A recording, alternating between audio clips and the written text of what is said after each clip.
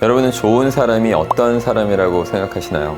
그냥 착하고 친절하기만 하면 끝일까요? 제가 생각했을 때 좋은 사람이란 나뿐인 사람이라고 생각하시면 돼요.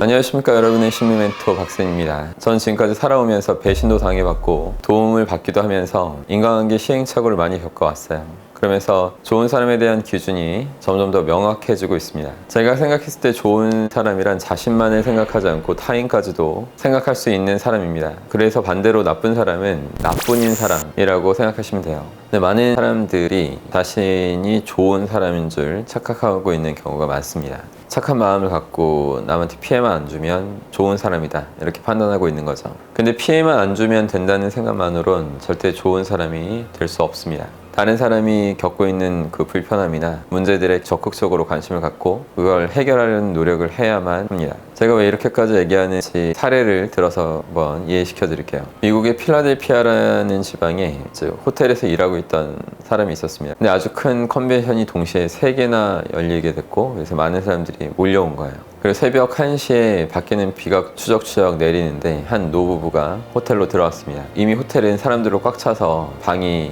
더 이상 없는 상황이었죠. 그 호텔 직원은 노부부한테 이렇게 말을 했습니다. 죄송하지만 호텔 객실이 이미 손님으로 가득 찼습니다. 비가 너무 많이 와서 다른 호텔을 찾기도 힘드실 텐데 불편하시겠지만 저희 집에서 하룻밤 묵으시겠어요? 그렇게 노부부는 직원의 집에서 하룻밤을 그래서 자고 가요. 떠나기 전에 이제 직원한테 감사 인사를 하면서 나중에 자신의 집에도 초대할 테니까 꼭 와달라, 이런 말을 남겼습니다. 그 2년 뒤에 편지가 한 통 날라왔어요. 그때 그 노부부가 초대 편지랑 뉴욕행 티켓이랑 같이 보낸 거죠. 그렇게 뉴욕으로 갔더니 노부부가 마중을 나와서 이제 뉴욕 시내로 같이 구경을 가자고 했어요. 노인이 중심가에 있는 한 호텔을 가리키면서 저 호텔 어떠냐고 묻습니다. 직원은 이제 호텔이 너무 좋긴 한데 머무르기에는 너무 비싼 것 같다, 그래서 좀 더 싼 곳으로 가야 할 것 같습니다, 이런 얘기를 합니다. 근데 그 노인이 상관없습니다, 저 호텔은 이제 당신이 경영할 호텔이니까요, 하면서 이제 그 호텔 종업원한테 실제로 그 경영권을 줘요. 이 직원의 이름은 조지 볼트고 나중에 호텔 왕으로 또 불리게 됩니다.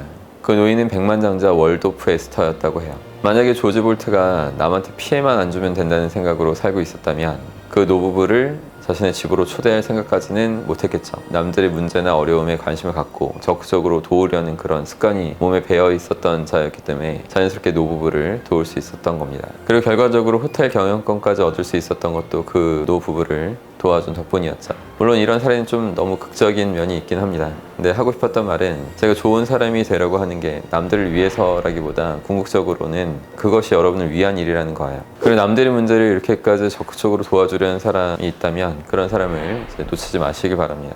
하나 더 해드리고 싶은 얘기가 있어요. 록펠러라는 사람을 어렴풋이 아는 사람들이 있을 텐데, 이 록펠러는 33살 때 백만장자가 됐고 43살 때는 이미 미국 최대 부자가 됐습니다. 그리고 53세에 전 세계에서 가장 최고의 갑부가 됐습니다.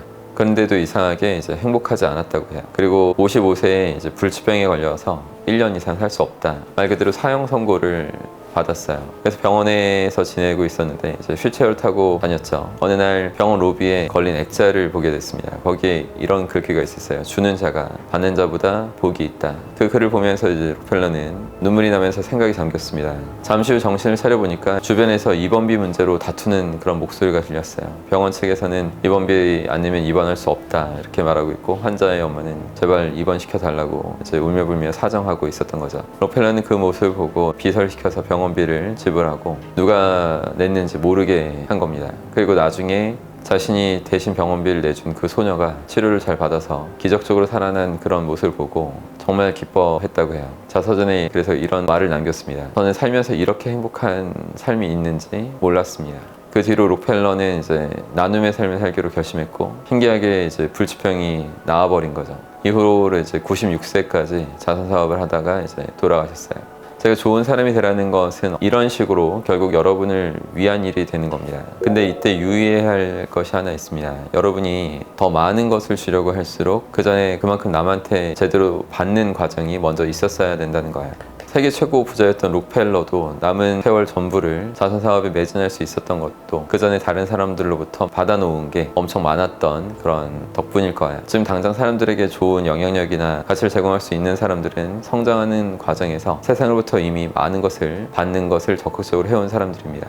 이 점을 잊지 마시고 여러분들도 우선 좋은 책을 많이 읽고 멋진 스승님들로부터 많은 것을 받아낼 수 있기 바라요. 그리고 여러분이 받은 걸 더 크게 키워서 세상에 나누시고 더 행복한 그런 멋진 삶을 살아가시면 좋겠습니다.